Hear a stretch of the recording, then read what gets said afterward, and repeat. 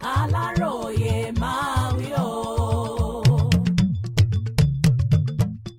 Ẹgbẹ́ òṣìṣẹ́ so ìyanṣẹ́lódì wọn rọ̀ fún ọjọ́ 5. Ìyanṣẹ́lódì tí ẹgbẹ́ àwọn òṣìṣẹ́ orílẹ̀-èdè yìí Nigeria Labour Congress NLC àti ẹgbẹ́ àwọn ọlọ́jà Trade Union Congress TUC gùnlé lọ́jọ́ ajé Monday ọjọ́ 3 oṣù kẹfà ọdún yìí wọ́n ti dáwọ́ rẹ̀ dúró ná fún ọjọ́ 5 báyìí. Ọ̀kan nínú àwọn lọ́gàlọ́gà ẹgbẹ́ NLC tó pèsè sí ìpàdé pàtàkì kan tó ń lọ lọ́wọ́ nílùú Àbújá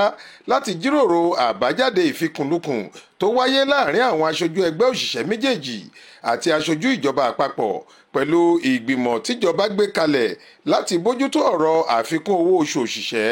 ló ta àwọn oníròyìn lólobó bí wọ́n ṣe so ìyanṣẹ́lódì náà rọ̀ fúngbà díẹ̀ bó tilẹ̀ jẹ́ pé ọkùnrin náà kò fẹ́ kí wọ́n dárúkọ òun. Ìrètí wà pé ẹgbẹ́ òṣìṣẹ́ yóò sì sọ̀rọ̀ lẹ́kùnrẹ́rẹ́ nípa àbájáde àpérò wọn ọ̀hún.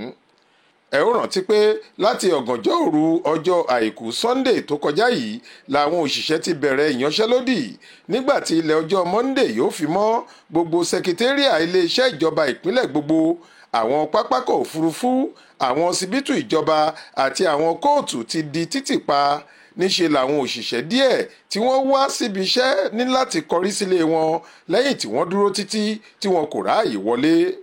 Ọ̀gọ̀rọ̀ àwọn ẹgbẹ́ òṣìṣẹ́ lẹ́lẹ́kajẹ̀ka tí wọ́n tó bí 30 ni wọ́n darapọ̀ mọ́ ìyanṣẹ́lódì ọ̀hún tí wọ́n daṣẹ́ sílẹ̀.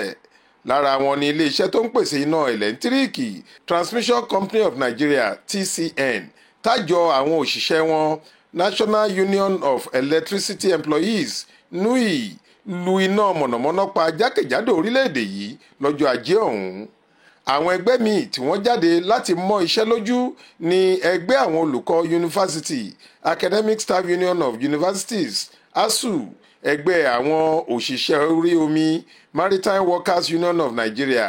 ẹgbẹ́ àwọn òṣìṣẹ́ ilé ìfowópamọ́ National Union of Banks, Insurance and Financial Institution Employees NUBIFIE, ẹgbẹ́ àwọn òṣìṣẹ́ ẹ̀ka ètò ìdájọ́ Judiciary Staff Union of Nigeria JUSUN, ẹgbẹ́ àwọn tíṣà National Union of Teachers NUT, ẹgbẹ́ àwọn nọ́ọ̀sì alábẹ́rẹ́ National Association of Nigerian Nurses and Midwives, ẹgbẹ́ àwọn elétò ìlera Joint Health Sector Unions àti Medical and Health Workers Union of Nigeria, ẹgbẹ́ àwọn onítàǹkà gbépo National Union of Petroleum and Natural Gas, títí kan ti àwọn òṣìṣẹ́ rélùwéè Nigeria Union of Railway Workers àti tàwọn òṣìṣẹ́ pápákọ̀ òfurufú. Àmọ́ nírọ̀lẹ́ ọjọ́ Monday ọ̀hún ni ìjọba àpapọ̀ tún ṣèpàdé pàjáwìrì pẹ̀lú àwọn òṣìṣẹ́ lójúnà kí wọ́n lè jáwọ́ nínú ìyanṣẹ́lódì tí wọ́n gùn lé. Bó tilẹ̀ jẹ́ pé ẹgbẹ́ náà ti yarí kanlẹ̀ pé àwọn kò faramọ́ 60 náírà tí ìjọba láwọn fẹ́ san fún òṣìṣẹ́ tó gbowó oṣù tó kéré jùlọ 500 ó dín díẹ̀ 494,000 làwọn òṣìṣẹ́ ń retí. Faith Adébọ́lá ló ń jábọ̀ ròyìn fún iléeṣẹ́ tẹlifíṣàn Aláròyé Online TV.